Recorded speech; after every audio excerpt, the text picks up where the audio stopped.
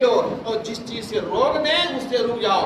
رسول کا حکم دینا، رسول کا منع کرنا، گویا اللہ حکم دے رہا اللہ منع کر رہا. یہ جشن عید میلاد النبی لوگوں نے منایا. ابھی کل کی خبر یہ ہے مہاراشٹرا میں جشن عید میلاد النبی 12 تاریخ کے بجائے 13 آج منایا جائے. سوچیے کیوں؟ گنپتی کا تیوہار ہو رہا ہے. تم کیسی عبادت کرتے ہو مسلمانوں؟ ذرا اپنے گریبان میں چھانک کر کے دیکھو کہ تمہارے عبادت کتنی پھسپھسی ہے. اس میں کوئی دم خم نہیں ہے کہ تم جب چاہو اسے اپنی عبادت کو آج سے کل کر سکتے ہو. کوئی کہے کہ جمعہ کی نماز شنیچر کے دن پڑھ لو، کیا مسلمان گوارا کرے گا؟ کیونکہ جمعہ کے دن جمعہ ہی کے دن جمعہ کی نماز ہو سکتی ہے، شنیچر کے دن نہیں ہو سکتی ہے. اس سے یہ بات معلوم ہو جاتی ہے میرے بھائیو دوستو، یہ حالات بتا رہے ہیں، یہ حالات بتا رہے ہیں کہ یہ چیزیں بناوٹی ہیں، یہ اختراع ہے، یہ بدعت ہے، دین میں نئی چیز داخل کی گئی. بہرحال اللہ تعالیٰ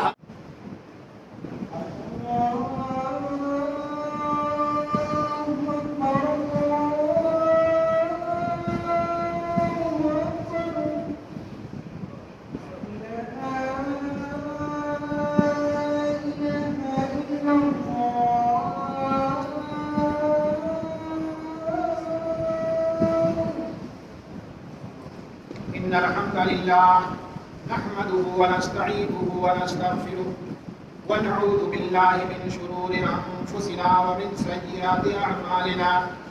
من يهده الله فلا مضل له ومن يضلل فلا هادي له وأشهد أن لا إله إلا الله وأشهد أن محمدا عبده ورسوله.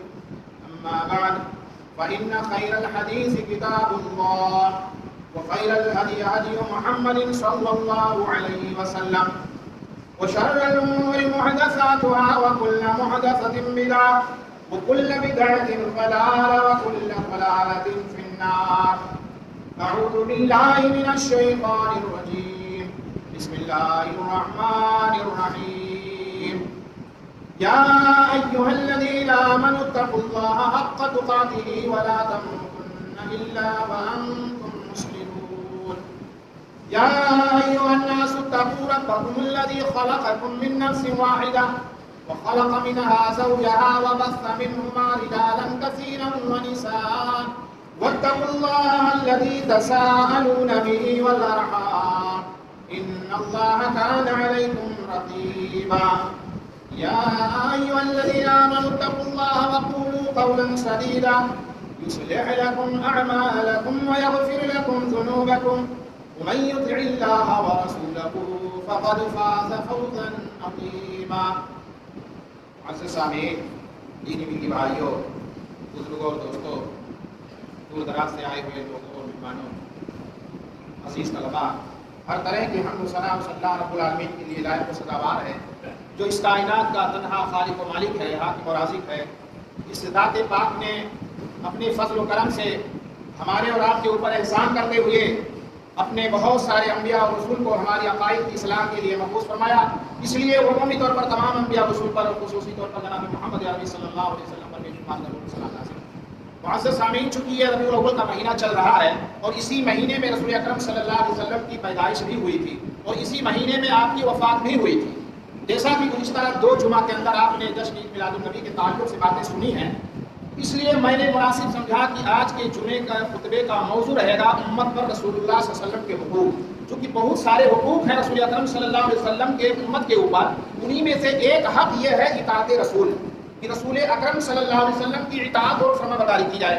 تو آئیے دیکھتے ہیں، قرآن پاک کو کھالتے ہیں، احادیث کا ذخیرے کو بھی آپ کے سامنے رکھتے ہیں، جس سے یہ بات روز روشن کی طرح سے عیاں ہو جائے گی کہ رسول اکرم صلی اللہ علیہ وسلم کی اطاعت اور فرمانبرداری کتنی ضروری ہے.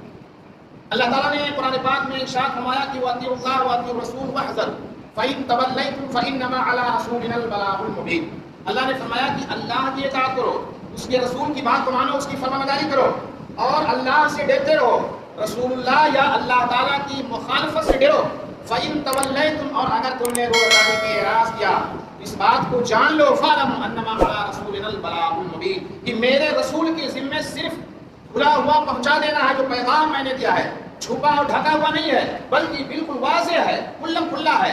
یہ ذمہ داری رسول اکرم صلی اللہ علیہ وسلم کی یا تمام رسولوں کی وہی ہے. دوسرے مقامات پہ اللہ تعالیٰ نے ارشاد فرمایا کہ من یطع الرسول فقد اطاع اللہ، کہ جس نے رسول کی اطاعت کی، جو رسول کی فرمانبرداری کرتا ہے تو گویا کہ وہ اللہ کی اطاعت اس نے کیا، اللہ کی بات کو مانا ہے۔ اس آیت کے تائید کے لیے ہم ایک حدیث آپ کے سامنے پیش کرنا چاہتے ہیں۔ وہ حدیث یوں ہے، فاطمہ بنت قیس رضی اللہ تعالی عنہا اپنا واقعہ خود بیان کرتی ہیں، کہتی ہیں کہ میرے شوہر ابو عمرو بن حفص رضی اللہ تعالیٰ عنہ نے مجھے طلاق دے دیا تھا، 2 طلاق، اور جب تیسری طلاق کی باری آئی تو آپ گھر سے کہیں چلے گئے تھے، تو آپ نے اپنے وکیل کو عیاش بن ابی ربیعہ کو طلاق، تیسری طلاق لکھ کر کے اور 5 سا کھجور 5 سا جو میرے پاس بھیجا۔ جب ان کے وکیل میرے پاس طلاق نامہ لے کر کے آئے اور 5 سا کھجور اور 5 سا جو، تو مجھے بہت غصہ آیا۔ مسلم شریف کی روایت ہے، کہتی مجھے بہت غصہ آیا، میں نے کہا کیا صرف میرا اتنا ہی حق بنتا ہے؟ یہ کیا ہے؟ معمولی چیز، نان و نفقے کے طور پر۔ تو انہوں نے کہا، عیاش بن ربیعہ نے کہا کہ دیکھیے ہمارے موکل کے ذمے آپ کے لیے کچھ بھی نہیں ہے، کوئی نان و نفقہ نہیں ہے، تو سمجھیے فاضل چیز آپ کو مل رہی ہے۔ تو یہ غصے میں اللہ کے رسول صلی اللہ علیہ وسلم کے پاس آئیں اور اپنا ماجرا بیان کیا کہ ایسا ایسا ہوا۔ تو اللہ کے رسول صلی اللہ علیہ وسلم نے کہا کہ ما لک علیک من نفقہ، حقیقت میں تمہارے لیے ان کے اوپر کوئی نان و نفقہ نہیں ہے، چونکہ شریعت کا یہ اصول ہے کہ جب 3 طلاق دے دی جائے تو شوہر کے اوپر اس بیوی کے لیے کچھ بھی نان و نفقہ نہیں رہ جاتا، کیونکہ وہ اب اس کی بیوی رہ ہی نہیں گئی ہے اور اس کو اپنے گھر میں عدت گزارنا ہے، اس کے ساتھ بھی نہیں رہ سکتی ہے عدت گزارنے کے لیے کہ شوہر کے گھر میں جس نے طلاق رجعی میں وہ عدت گزارتی ہے، ایسا نہیں ہے، تو اس لیے کوئی نان و نفقہ نہیں ہے۔ لیکن اب چونکہ حکومت دوسری ہے، اسلامی حکومتیں نہیں ہیں، ان کے قوانین کچھ الگ ہی بنا کے رکھے ہیں کہ زندگی بھر نان و نفقہ دیتے رہو، یہ ہے وہ، بہرحال ہم اس بحث میں نہیں جانا چاہتے۔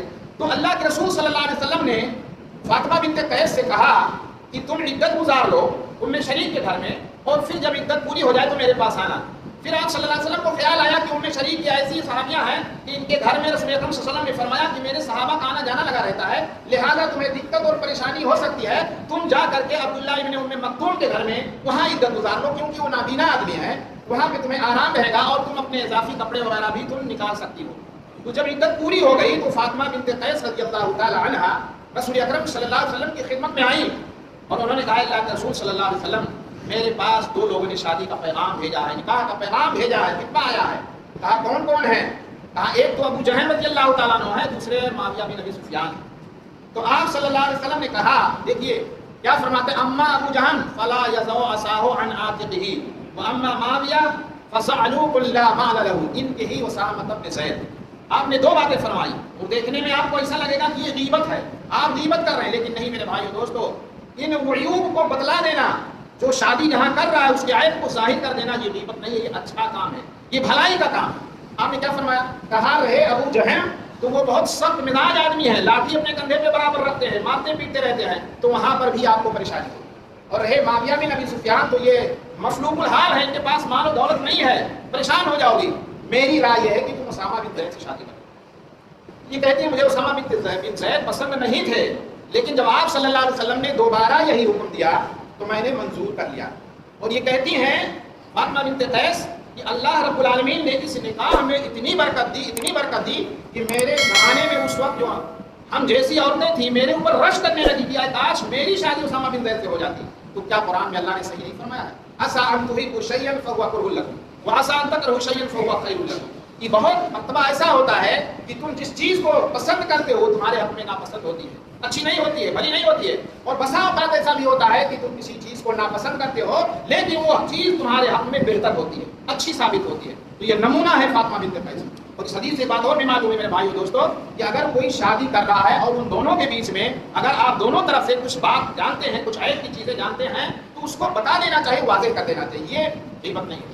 لیکن معاملہ یہاں کیا ہوتا ہے شادی بیاہ میں، لوگ عیب جو رہتا نہیں وہ بھی بیان کر دیتے ہیں تاکہ اس کی شادی ختم ہو جائے، وہ ہی نہ ختم ہو جائے، یعنی رشتے کو ختم کرنے کے لیے جو عیوب اس اندر شخص کے اندر نہیں ہوتے ہیں اس کو بھی بیان کر دیا جاتا ہے۔ تو بہرحال اللہ کے رسول صلی اللہ علیہ وسلم نے یہاں پہ فرمایا کہ طاعت اللہ، مسلم شریف کی روایتیں کہتے ہیں اللہ کے رسول کی طاعت اللہ و طاعت رسولہ خیر لک، اللہ کی اطاعت اور رسول اکرم صلی اللہ علیہ وسلم کی اطاعت میں تمہارے لیے بھلائی ہے، خیر خواہی ہے۔ اب دیکھیں کہیں پر اللہ تعالیٰ نے قرآن میں اسامہ بن زید کو نہیں حکم دیا گیا یا فاطمہ بنت قیس کو کہ تم آپس میں شادی کرو، یہ بات اللہ کے رسول نے کہی۔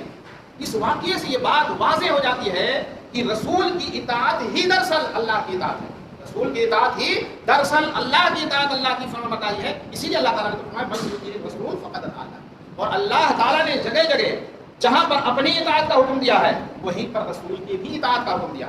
فرمایا یا ایھا الذین آمنوا اطیعوا اللہ واطیعوا الرسول ولا تبطلوا اعمالکم، اے لوگ جو ایمان لائے ہو تم اللہ کی بات مانو، رسول کی بات مانو اور اپنے اعمال کو برباد نہ کرو. پتہ یہ چلا کہ دنیا میں کوئی بھی شخص دو ذات کو چھوڑ کر کے، اللہ اور اس کے رسول کو چھوڑ کر کے تیسری ذات کی بات کو کوئی ماننے کا کام کرے گا تو وہ اپنے اعمال کو برباد کر دے گا، چاہے وہ کسی فرقے کسی ٹولی کے بڑے سے بڑے امام ہی کیوں نہ ہو، بزرگ ہی کیوں نہ ہو، مولوی صاحب کیوں نہ ہو، باپ ہی کیوں نہ ہو، بڑا بھائی کیوں نہ ہو، ماں باپ، کوئی بھی کسے باشد کسی کی بات چلنے والی نہیں ہے اللہ اور اس کے رسول کے سامنے. اللہ تعالیٰ نے تیسرے مقام پہ فرمایا یا ایھا الذین آمنوا استجیبوا للہ وللرسول اذا دعاکم لما یحییکم واعلموا ان اللہ یحول بین المرء وقلبہ وانہ الیہ تحشرون.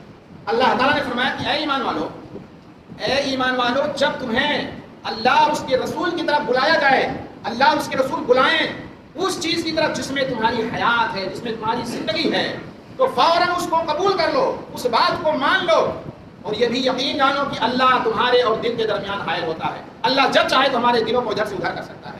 اور اس بات کو بھی جانو کہ اللہ ہی کی طرف لوٹ کر کے جانا ہے. میدان محشر میں جب قیامت قائم ہوگی ہر آدمی کے بندے کا سوال و جواب ہوگا اور نامہ اعمال پیش کیے جائیں گے تو اس وقت اللہ ہی کی طرف لوٹ کر کے جانا. اس آیت سے یہ بات معلوم ہوئی کہ اللہ اور اس کے رسول کی اطاعت اور ان کی بات کو ماننا از حد ضروری ہے. ابو سعید رضی اللہ تعالیٰ عنہ کہتے ہیں اس کی مثال کہ میں مسجد میں نماز پڑھ رہا تھا، سنت یا نفل پڑھ رہے تھے، اللہ کے رسول صلی اللہ علیہ وسلم کا گزر ہوتا ہے تو اللہ کے رسول صلی اللہ علیہ وسلم انہیں آواز دیتے ہیں، وہ نماز پڑھ رہے ہیں، اللہ کے وسلم کا گزر ہوتا ہے تو کہتے ہیں ادھر آؤ. اس صحابی کو بلاتے ہیں. اب چونکہ یہ نماز میں ہے، سوچ رہے ہیں کہ میں نماز جیسی اہم عبادت میں مشغول ہوں، میں کیسے چھوڑ کر کے اللہ کے رسول کے پاس جاؤں. جب انہوں نے اپنی نماز پوری کر لی تو آپ نے انہیں ڈانٹا، کہا ما منع کا انت آتیانی، تمہیں کس چیز نے منع کیا میرے پاس آنے سے، کیوں نہیں آئے؟ تو کہا اللہ کے رسول میں نماز پڑھ رہا تھا. تو اللہ کے رسول صلی اللہ علیہ وسلم نے انہیں تنبیہ فرمائی، الم یقل اللہ، کیا اللہ نے یہ بات نہیں فرمایا کہ یا ایھا الذین آمنوا استجیبوا للہ وللرسول اذا دعاکم لما یحییکم؟ کہا ضرور فرمائی اللہ نے. تو ماننا پڑے گا، نماز جیسی عبادت کو ترک کر کے رسول اکرم صلی اللہ علیہ وسلم کی بات کو ماننا ضروری ہے. اور آگے اللہ کے رسول نے فرمایا کہ اللہ نے یہی کہا وما آتاکم الرسول فخذوہ وما نہاکم عنہ فانتہوا، جو کچھ تمہیں رسول دیں اسے لے لو اور جس چیز سے رسول اکرم صلی اللہ علیہ وسلم روک دیں اس سے رک جاؤ.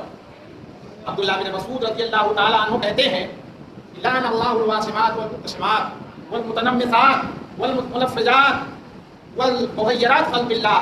کہتے ہیں کہ اللہ تعالیٰ لعنت بھیجے گدنا گدوانے والی پر اور گودنے والی دونوں پر. جو گودتی ہے اس پر بھی اللہ لعنت کرے اور جو گدواتی ہیں اس پر بھی. اور اسی طریقے سے وہ لوگ جو اپنے چہرے کے بالوں کو پھیرتی ہیں ان پر بھی اللہ تعالیٰ لعنت بھیجے. یہ سب کیوں کرتے ہیں؟ حسن کی وجہ سے، تاکہ میں خوبصورت رہوں. یا المتفلجات، دانتوں کو کے اندر شگاف پیدا کرتی ہیں، دور دور کرتی ہیں. اس زمانے میں ایسے دانت اچھے مانے جاتے تھے جو دور دور رہیں، اس میں حسن ہوتا تھا، اس لیے عورتیں جا کر کے اپنے دانتوں کو ایسا کرواتی تھیں. تو کہا المغیرات خلق اللہ، یہ اللہ کی تخلیق میں تبدیلی ہے. اللہ نے دوسرے مقام میں اللہ تغیر خلق اللہ، اللہ نے جس چیز کو جس نہج پہ بنا دیا ہے، جس کسوٹی پہ بنا دیا ہے اس کو اسی پر رہنا چاہیے. آپ کو تبدیلی کرنے کا اللہ کی بنائی ہوئی چیز میں کوئی حق نہیں ہے. تو یہ کہتے ہیں ایک بنی اسد کی ایک عورت تھی، ام یعقوب ان کا نام تھا. وہ عبداللہ بن مسعود کے پاس آئی اور کہا کہ اے عبداللہ بن مسعود، آپ تو لعنت بھیج رہے ہیں ایسی عورتوں کے اوپر. کہا میں لعنت کیوں نہ بھیجوں، جن لوگوں کے اوپر اللہ نے لعنت بھیجی ہے، رسول اکرم صلی اللہ علیہ وسلم نے لعنت بھیجی ہے. تو کہتی ہیں کہ اللہ کے رسول نے تو بھیجی، سمجھ میں بات آتی ہے، لیکن اللہ نے کہا لعنت بھیجی. میں نے پورا قرآن پڑھ ڈالا، پورا قرآن کا مطالعہ کر لیا، لیکن مجھے ایسی بات نہیں ملی. تو حضرت عبداللہ بن مسعود نے ابن یعقوب سے کہا کہ اگر تم نے قرآن کو صحیح معنوں میں پڑھا ہوتا تو تمہیں یہ آیت ضرور ملتی کہ وما آتاکم الرسول فخذوہ وما نہاکم عنہ فانتہوا، جو کچھ تمہیں رسول دے دے وہ لے لو اور جس چیز سے روک دیں اس سے رک جاؤ. رسول کا حکم دینا، رسول کا منع کرنا، گویا اللہ حکم دے رہا، اللہ منع کر رہا ہے. یہ جشن عید میلاد النبی لوگوں نے منایا. ابھی کل کی خبر یہ ہے مہاراشٹرا میں جشن عید میلاد النبی 12 تاریخ کے بجائے 13 آج منایا جا رہا ہے. کیوں؟ گنپتی کا تہوار ہو رہا ہے. تم کیسی عبادت کرتے ہو مسلمانوں؟ ذرا اپنے گریبان میں چھانک کر کے دیکھو کہ تمہاری عبادت کتنی خوشخوشی ہے، اس میں کوئی دم خم نہیں ہے کہ تم جب چاہو ایسے اپنی عبادت کو آج سے کل کر سکتے ہو. وہ یہ کہے کہ جمعہ کی نماز شنیچر کے دن پڑھ لو، کیا مسلمان گوارا کرے گا؟ چونکہ جمعہ کے دن جمعہ ہی کے دن جمعہ کی نماز ہو سکتی ہے، شنیچر کے دن نہیں ہو سکتی ہے. اس سے یہ بات معلوم ہو جاتی ہے میرے بھائی اور دوستو، یہ حالات بتا رہے ہیں، یہ حالات بتا رہے ہیں کہ یہ چیزیں بناوٹی ہیں، یہ اختراع ہے، یہ بدعت ہے، دین میں نئی چیز داخل کی گئی. بہرحال اللہ تعالیٰ ہمیں اور آپ کو ان جیسی بدعتوں سے محفوظ رکھے اور اطاعت رسول کا جذبہ ہمارے اندر پیدا کر دے اللہ تعالیٰ۔ تو حضرت عبداللہ بن مسعود رضی اللہ تعالیٰ عنہ نے یہ آیت پڑھ کر کے بتائی کہ دیکھو معاملہ یہ ہے، اور اسی طریقے سے ابو ہریرہ رضی اللہ تعالیٰ عنہ راوی حدیث بیان کرتے ہیں کہ ایک موقع پر اللہ کے رسول صلی اللہ علیہ وسلم نے فرمایا کل امت يدخلون الجنہ الا من ابى قالوا یا رسول اللہ من یابى قال من اتانی دخل الجنہ ومن عصانی فقد ابى۔ کہتے ہیں کہ ابو ہریرہ رضی اللہ تعالیٰ عنہ کہ اللہ کے رسول نے فرمایا کہ میری پوری امت جنت میں داخل ہو جائے گی سوائے ان لوگوں کے جن لوگوں نے میرا انکار کیا، میری بات نہیں مانی، میری نافرمانی کی۔ صحابہ نے تعجب میں پوچھا کہ اے اللہ کے رسول کون ہے وہ بدبخت جو آپ کی نافرمانی کرے، آپ کا انکار کرے؟ تو آپ صلی اللہ علیہ وسلم نے فرمایا کہ جو میری اتباع کرے، جو میری اطاعت کرے، جو میری فرمانبرداری کرے، گویا کہ وہ میری اطاعت کر رہا ہے، اور جس نے میری بات نہیں مانی فقط عصا، اس نے نافرمانی کی۔ تو آپ کی بات کو ٹھکرا دینا یہ جائز نہیں ہے میرے بھائیو دوستو۔ یہ جہنم میں جانے کے حقدار ہو جائیں گے ایسے لوگ جو رسول اکرم صلی اللہ علیہ وسلم کی اطاعت اور اللہ کی اطاعت اور فرمانبرداری سے معزز سامعین، اب ہم آپ کو یہ بتاتے ہیں کہ صحابہ کرام کس قدر اطاعت رسول کے شہدائی تھے، اور رسول اکرم صلی اللہ علیہ وسلم کی سنت لوگوں کے دلوں میں کیسے کوٹ کوٹ کر کے بھری ہوئی تھی، اور آپ کی محبت رچی بسی ہوئی تھی۔ یہ محبت ایک بات اور جان لیجیے، رسول اکرم صلی اللہ علیہ وسلم کی باتوں کو ماننا یہ ہے محبت۔ اور جو عشق کا لفظ استعمال کرتے ہیں نا کہ ہم عاشقان رسول ہیں، ہم عاشق رسول ہیں وغیرہ وغیرہ، عشق کا لفظ شریعت اسلامیہ میں ہمارے علم کے مطابق کہیں نہیں استعمال کیا، نہ اللہ نے نہ رسول اکرم صلی اللہ علیہ وسلم نے، کیونکہ عشق ایک ایسا لفظ ہے جس میں لذت پائی جاتی ہے، شہوت پائی جاتی ہے۔ ایک محبوب جو ہوتا ہے اپنے محبوبہ سے جو محبت کرتا ہے وہ چیز ہوتی ہے عشق میں، اور عشق میں دیوانگی بھی ہوتی ہے، پاگل پن بھی ہوتا ہے۔ محبت میں دیوانگی اور پاگل پن نہیں ہوتا ہے، کیونکہ انسان کی عقل صحیح رہتی ہے، اور جب انسان کی عقل صحیح رہے گی تب وہ صحیح عمل کرے گا، اور جب انسان پاگل ہو جائے گا تو کچھ بھی کرے گا۔ اور آج یہی جشن عید میلاد النبی میں یہی سب کچھ ہو رہا ہے، کیونکہ وہ ہے محبت رسول تو ہے نہیں ان کے اندر، محبان رسول نہیں ہے، وہ عاشقان رسول ہیں۔ اس لیے لڑکیوں کے ساتھ میں ڈانس گانا، نہ جانے کیا کیا طبلوں پہ تھرکنا، یہ ساری چیزیں ان کے جلوس میں پائی جاتی ہیں۔ کل آپ نے دیکھا ہوگا، اگر نظروں سے گزرے ہوں گے تو ضرور یہ چیزیں آپ کو نظر آئی ہوں گی۔ تو یہ میرے بھائی اور دوستوں ضرورت اور بتائیے۔ تو آئیے دیکھتے ہیں کہ صحابہ کرام رضوان اللہ علیہ مجمعین کس قدر مطیع رسول تھے۔ عبداللہ بن عباس رضی اللہ تعالیٰ عنہ فرماتے ہیں کہ ایک مرتبہ اللہ کے رسول صلی اللہ علیہ وسلم نے ایک شخص کو دیکھا کہ اس کے ہاتھ میں سونے کی انگوٹھی ہے، تو آپ صلی اللہ علیہ وسلم نے دیکھا، چونکہ آپ کو قدرت حاصل ہے کہ آپ اس چیز کو ہاتھ سے روک دیں، زبان سے کہنے کی چیز تو ثانوی حیثیت ہے، تو آپ صلی اللہ علیہ وسلم نے انگلی سے اس کے سونے کی انگوٹھی نکالا اور پھینک دیا، اور آپ صلی اللہ علیہ وسلم نے فرمایا یعمد احدکم من جمرۃ من النار فیجعلها فی یدہ، تم میں سے ایک آدمی سونے کی انگوٹھی نہیں بلکہ یہ جہنم کی شعلے کی چنگاری ہے، وہ لے لیتا ہے ہاتھ میں اور اس کو اپنے انگلی میں پہن لیتا ہے، اپنے ہاتھ میں کر لیتا ہے۔ یہ کیا تمہارا سیوا ہے؟ تمہیں ایسا نہیں کرنا چاہیے۔ اس کے بعد اللہ کے رسول صلی اللہ علیہ وسلم چلے گئے تو صحابہ نے اس سے کہا، اس آدمی سے کہ بھائی دیکھو ایسا کرو، اس انگوٹھی کو اٹھا لو اور فائدہ اٹھاؤ، بیچ لو یا عورت کو دے دو، کیوں برباد کرو سونے کی چیز کو؟ تو صحابی رسول کیا جواب دیتے ہیں؟ لا واللہ لا خذو وقد تراه رسول اللہ صلی اللہ علیہ وسلم، نہیں ہرگز نہیں، اللہ کی قسم، اس چیز کو جس کو رسول اکرم صلی اللہ علیہ وسلم نے پھینک دیا، ریجیکٹ کر دیا، برباد کر دیا، میں اسے نہیں لے سکتا۔ یہ ہے سنت رسول کی محبت، یہ ہے اطاعت رسول کا جذبہ۔ اسی طرح سے حضرت عمر رضی اللہ تعالیٰ عنہ کے بارے میں آتا ہے، کہتے ہیں کہ ان اللہ عز وجل ینہاکم ان تحلفوا بآبائکم، بے شک اللہ رب العالمین تمہیں منع کر رہا ہے کہ تم اپنے آباء و اجداد کی قسمیں کھاؤ۔ دراصل قسم صرف اللہ کی کھا سکتے ہیں، اللہ جس کی چاہے کھا سکتا ہے، لیکن بندوں کو یہ اختیار نہیں ہے کہ بندے جس چیز کی بھی چاہیں قسم کھا لیں۔ انہیں قسم کھانا ہے تو صرف اللہ کی کھانا ہے، نہ کوئی باپ کی قسم کھا سکتا ہے، نہ کوئی دھرتی کی قسم کھا سکتا ہے، نہ کوئی قرآن کی قسم کھا سکتا ہے، نہ کسی بزرگ کی، نہ اپنے بیوی کی، نہ کسی کی، سارے لوگوں کی قسمیں کھانا حرام ہے۔ تو حضرت عمر رضی اللہ تعالیٰ عنہ کہتے ہیں فواللہ ما حلفت به منذ سمعت رسول اللہ صلی اللہ علیہ وسلم نہا عنہا ذاکرا ولا عاصرا، جس دن سے میں نے یہ سنا کہ اللہ کے رسول صلی اللہ علیہ وسلم اپنے آباء و اجداد کی قسمیں کھانے سے منع کر رہے ہیں، میں نے نہ تو اپنی طرف سے نہ غیر کی طرف سے کوئی قسم نہیں اٹھائی۔ تو جب حدیث مل گئی، حدیث سن لیا، چاہے خلیفہ دوم ہی کیوں نہ ہو، سرے تسلیم ختم کر دیا۔ اور عمر کا ہی واقعہ، حضرت عمر کے بارے میں آتا ہے کہ یہ جا رہے تھے ملک شام چند صحابہ کے ساتھ، جب مقام سرد میں پہنچے تو آپ کو یہ بتایا گیا کہ ملک شام میں وبا پھیلی ہوئی ہے، کیا کرنا ہے؟ رائے مشورہ ہونے لگا۔ تو عبد الرحمن بن عوف صحابی رسول، جنہوں نے جب حضرت عمر کو خنجر مارا تھا تو انہوں نے ہی نماز پڑھائی تھی، اللہ کے خلیفہ ثانی حضرت عمر نے عبد الرحمن بن عوف کا ہاتھ پکڑا اور مسلح میں کر دیا تھا، یہاں بھی موجود ہیں۔ عبد الرحمن بن عوف کہتے ہیں کہ اے عمر میں نے ایک حدیث سنی ہے اللہ کے رسول صلی اللہ علیہ وسلم سے. اللہ کے رسول نے فرمایا اذا سمعتم به بارض فلا تقدموا علیہ. جب تم یہ سنو کہ وبا کسی سرزمین میں پھیلی ہوئی ہے تو اس جگہ نہ جاؤ. اور وَإِذَا وَقَعَ بِأَرْضٍ وَأَنْتُمْ بِهَا فَلَا تَخْرُجُوا فَرَارًا مِّنْهُ. اور جب ایسی سرزمین میں جہاں پہ تم ہو وہاں پر یہ طاعون کی وبا کی بیماری پھیلی ہو تو وہاں سے راہ فرار اختیار کرتے ہوئے موت کے ڈر سے نہ نکلو. حضرت عمر رک گئے. کون ہے؟ کوئی عام آدمی ہے؟ کوئی جنرل سپاہی ہے؟ نہیں، بلکہ خلیفہ دوم ہیں. چاہتے تو نہیں رکتے، چلے جاتے. آج دیکھا یہی جاتا ہے میرے بھائیو دوستو، دنیا میں بادشاہ ہوتے ہیں، عمرا ہوتے ہیں، وزراء ہوتے ہیں، پروٹوکول ہوتا ہے. آپ یہ کام نہیں کر سکتے، آپ کے لیے قانون ہے، لیکن قانون کو توڑ کر کے آدمی کرتا ہے وہ کام، اور اس کے لیے تعریف کی جاتی ہے کہ فلاں منتری نے، فلاں پردھان منتری نے پروٹوکول کو توڑ کر کے وہ آگے بڑھ گئے، بڑے اچھا کام کر دیا. عمر بھی چاہتے آگے بڑھ جاتے، لیکن آقا کا حکم ہے، رسول اکرم صلی اللہ علیہ وسلم کی حدیث ہے کہ نہیں، آگے نہیں بڑھنا ہے، واپس آ جاتے. یحییٰ بن سعید بن مسیب کہتے ہیں کہ حضرت عمر جب کسی حدیث کو سن لیتے تھے تو اپنے آرا کو چھوڑ دیتے تھے، ترک کر دیتے تھے جب تک وہ حدیث نہیں ملی ہوتی تھی. عمل کرتے، لیکن جیسے ہی کسی نے حدیث بتائی فوراً رجوع کر دیتے تھے. ایک واقعہ نقل کرتے ہیں کہ دیکھیے حضرت عمر رضی اللہ تعالیٰ عنہ نے اپنے خلافت کے زمانے میں یہ دیت مقرر کر رکھی تھی کہ کوئی اگر انگوٹھا کسی کو توڑ دیتا ہے تو اس پہ 15 اونٹ کی دیت ہے، اور اگر یہ اونٹنی جو شہادت والی انگلی ہے اس کو کوئی توڑ دیتا ہے تو اس پہ 10 ہے. وسطیٰ کو کوئی توڑ دیتا ہے 10 اونٹ ہے، اور اس کے اس انگلی کا کوئی توڑ دیتا ہے تو اس پہ 9 ہے، اور یہ خنصیر کو کوئی توڑ دیتا ہے تو اس پہ 6 اونٹ ہے. یہ ریٹ سمجھو ایک طرح سے دیت کا مقرر کر رکھا تھا کہ ایسا ایسا جب کوئی کرے گا تو اس کی اہمیت ہے. لیکن جب ان کو بتایا گیا کہ نہیں، حدیث میں ہے، اللہ کے رسول صلی اللہ علیہ وسلم نے فرمایا ہے کہ ہر انگلی کی دیت ایک ہی یعنی 10 ہی بھی اونٹ مقرر کر رکھا ہے اللہ کے رسول نے، تو آپ 15 یا 9 یا 10 کیوں کر رہے ہیں؟ تو حضرت عمر پاس آ گئے، کہا کہ نہیں، آج کی تاریخ سے اگر کسی نے کوئی انگلی توڑی ہے تو سب کا 10 اونٹ کی دیت کے طور پر ادا کیا جائے. تو حدیث آ گئی، ساری تسلیم ہم کر دیا میرے بھائیوں دوستوں. لیکن کتنے ایسے ناسمجھ لوگ ہیں، ہم ناسمجھی کا مظاہرہ کرتے ہیں اور یہ چیزیں نہیں مانتے ہیں.